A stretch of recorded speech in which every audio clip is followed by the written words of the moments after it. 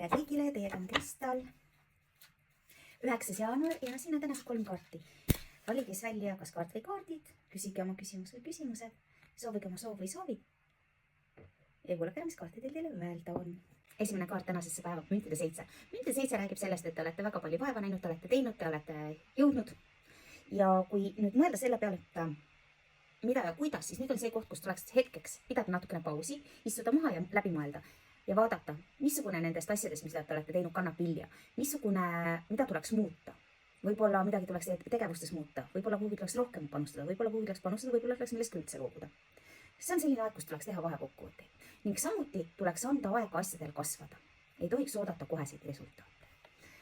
Kaart number 2 tänasesse päeva on müntide 8. Müntide 8 on töökaart. Müntide 8 räägib seda, et igaüks, mis on õnnes nii palju kui teed, nii palju saad.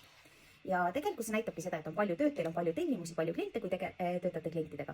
Samuti võib see ka tähendada seda, et te võib-olla õpite midagi meistri juures või tullakse teie juurde midagi õppima. See võib ka tähendada kvalifikatsiooni kõrgendamist, kuid ennekõike näitab see kaart siiski seda, et tööst teil puudust ei tule. Ja kaart number 3 tänasesse päeva on müntide kuningas. Müntide kuningas tähendab head soliidset rahasummat. See on siis kas ütleme selline summa, millest piisab kas auto või korteri ostuks, võib ka tähendada nende objektide ostu või müüki, või siis tähendab see hoopis meesterahvas, kellega täna kokku puutudes. Meesterahvas on maamärk, ta on teist vanem, ta on väga lahke ja tänasel päeval see meesterahvas kas annab teile nõu või on nõus teid finantseerima. See võib ka lähipäevadel olla selle meesterahvaga teil tegemist, see võib olla mõni projekt. Võib-olla see meesterahvas otsustab finantseerida mõnda teie projekti, aga võib-olla ta küsite temalt hoopis nõu. See võib ka olla tegelikult abikaasa. See kaart võib näidata abikaasa, mitte pulma, aga just nimelt, et abikaasat. Ja kui me vaatame nende 3 kaardi, mis on energiat, see näitabki seda, et pidage pausi, tehke vahekokkuvõtted, vaadake, mis toob teile kasu, mis mitte sellepärast tööst teil puudust ei tule.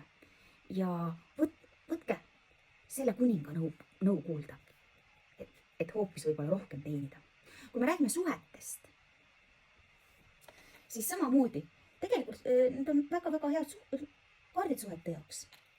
Te olete hoitud, kõik on külluses.